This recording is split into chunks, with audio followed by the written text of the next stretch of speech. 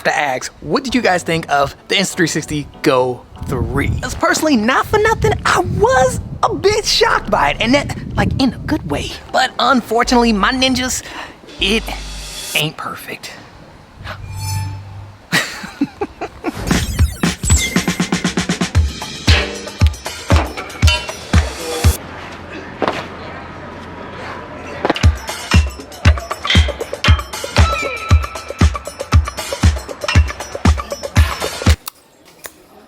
Okay, now that was a little fun intro. But anyway, my ninjas, that is not even what y'all are here for. Y'all are here for my honest review on the Insta360 Go3. Now, I played with it for a bit. I was able to look at some of the footage, and yeah, we gotta dig into it. The good, the bad, and some in-betweens. We gotta go hard in the paint. And now we are gonna hop into it, but before we do, I do have to say that this video is not sponsored by Insta360. They did send me the camera, but again, y'all know how it gets down. You know how thugs do. I say what I want because I'm a boss. No, but seriously, they didn't tell me what to say or nothing like that, because that's not how we do things around here. So these are my honest opinions of the Insta360 Go3 and not sponsored. Now, my ninjas, let's get into the pros, the cons, and the in-betweens of the Insta360 Go3. Starting with the pros. Now, a huge pro is its size, and it's one of the biggest reasons why I was drawn to it in the very beginning. From the Go1 to the Go2, the size is just, it's tiny. I mean, legit, if you just have the right stuff on you, you could put it anywhere, like, for real. And now, along with the size, I will have to say that the build quality is also a huge plus, because not for nothing, I am impressed with the build quality, not only of the camera, but also the case. Like, they just don't feel cheap, and that's something that I can really appreciate, because I ain't, not for nothing, it low-key look cheap. But it ain't, it's solid. And now the next pro, and it's a big one, has to be the colors that come straight out of camera. And I'm talking about in the regular standard, no vivid, no other picture profiles, nothing. I mean, they got a lot of them, but I'm just thinking about it as what I would use it for. I would probably put it in just a regular picture profile to start, and pimping, the regular picture profile does not disappoint, unlike the Go2. I mean, pimping, just look at this video, and I look at this video. And I know you're probably like, no, that's just you. Nah.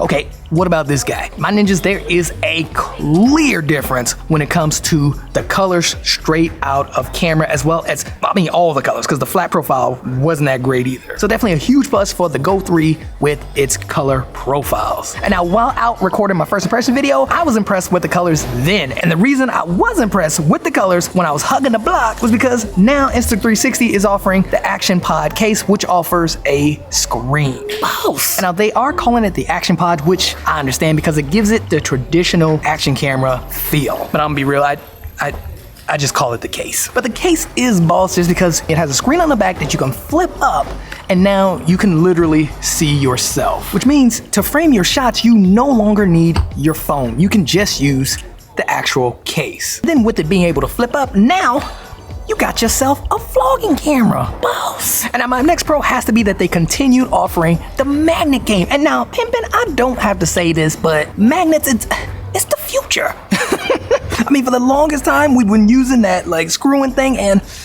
it's reliable, but, like, it takes up a lot of time. So I am so happy that they continued with the magnet game. And now the next pro I would have to point out, which is something that no one's pointed out, but I would have to say that the face priority metering is definitely a plus, and every camera should offer this. Every small action camera needs to definitely offer face priority metering. And now for me, I love this feature because what it does is basically make sure that your face is always exposed the best way it can be. Another pro has to be the battery life. And now, not for nothing, this is a big one for me too as well, only because when I compared to the Go2, the Go2, it didn't last, like the case wasn't charging, and yeah, it's completely night and day when comparing it to the Go3. Because throughout the entire first impression video, the camera lasted, and it lasted for a while, and it looked like it could last another hour. Now my last big pro would have to be the case being able to be used as a remote. And now, pimpin', this is a big one for me because the Action 2 is such a great camera,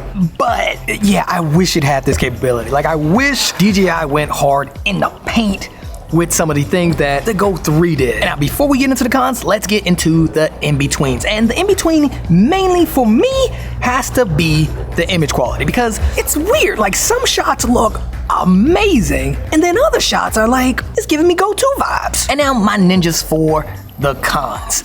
And there's really only, I would say, maybe 3 of them. First one being the audio. Now, I'm not gonna lie, the audio is a bit on the rough side. So when it came to vlogging, it did well, but there were some weird things going on that I noticed. The wind like interferes a lot. So what I highly suggest you do, if you're thinking about picking this up, is get a little wind muff to put right on the case. Not the actual camera, but the case. Get one of these little wind, let me just show you. Okay, so now this is the Canon R5C. It also has pretty good internal mic, and the audio's not terrible, but what made it terrible and like worse and rough was the wind. So I put a little wind muff on it, cut it, and it's so much better. So I would highly recommend doing the same with the Insta360 Go3. Just put a small one on the outside of the case. It's probably gonna be too big, so you're probably gonna have to cut it, but I'm sure it's gonna do wonders. The next one has to be that the camera seems a bit slow. And now I did mention this in the first impression video, but it just seems to lag. Like, it lags with everything. I mean, it legit takes about 4 seconds to record after you press record. It takes about 5 seconds to turn on. There's a lag in the preview while you're recording, but to be fair, Insta360 does let you know by popping down a little notification saying, yeah, you got stabilization turned on. It's gonna lag a bit. There's also a lag in the quick capture feature, which basically means that camera's turned off, you wanna press record, you're trying to get something quick, it's gonna, and it takes a while. And for me, this is a bit strange. This slowness is a bit weird to me, only because the camera itself is so smooth. I mean, the touchscreen can't, like, look, it's on DJI, like, it's DJI statusing, which is crazy because GoPro can't even get their act together when it comes to like the touchscreen and all and the interface. Like, and Insta360 just popping them out like skee balls. But yeah, the touchscreen is as smooth as butter, everything is responsive, but when it comes to actually like everything else, it's really slow. And then lastly, I would have to say that my last con comes down to the price, in which I think it's too expensive. Again, I mean, I ain't a cheap dude, but I do think that, yeah, the $400 range for this is a bit too expensive. And now, don't get me wrong, again, it's a solid camera. Matter of fact, I'm gonna go ahead and say it definitely passed the drip check, which is why I could highly recommend, if you are looking to upgrade from the Go 2 or the Go 1 to get to Go 3, I would recommend it hands down. Definitely get the Go 3. Even if you're looking to get into the market of having a small camera like this, it is definitely worth it. I will go on the record, your boy Sky Money is saying it himself. And y'all know how I am, y'all know I got my street cred to think about. I mean, how it won't look good with me going into the cypher. Like, I gotta be ready. So I am willing to put my street cred on the line to say that it is worth it if you are planning to upgrade from the Go 1 or the Go 2, or you're looking into getting in the small camera space. It is worth it. And now I will also go on the record saying that if you're looking for a powerhouse or like the best image quality, you ain't gonna find it with the Go 3. Would I say dump your GoPro or DJI Action 4 to get this? Most likely not. I'm keeping it real, just keeping it real. But I feel like that's not the point. Because again, this is in its own whole nother category, and it's something that I could respect. So it's 360, my ninja, you passed the drip check. Great job with the Go 3. I really had, like, pimp the color. Thank the colors. And also, I gotta say, huge shout out to you guys for sending this over. Thank you so much, man. Pimpin', if you guys want to pick it up, I will have a link down below. Check it out. Click my link and check it out if you are looking to get it. Like, only if you're looking to get it. Go ahead and click on the link. It's down there. But yeah, pimpin', that concludes my honest opinion, my honest review of the Insta360 Go 3.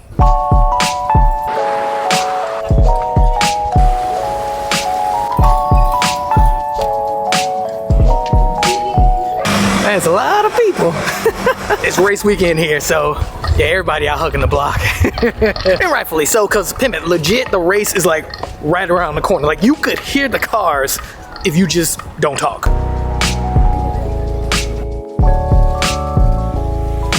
My ninjas, that is it. Hope you enjoyed the video. If you did, like, comment, and subscribe. Huge shout out to Insta360 for sending me to Go 3. Like, Much appreciated, y'all. Some bosses. And a big shout out to today's Drip Check sponsors. Thank you so much. And if you want to sponsor episode Drip Check, the link is down below.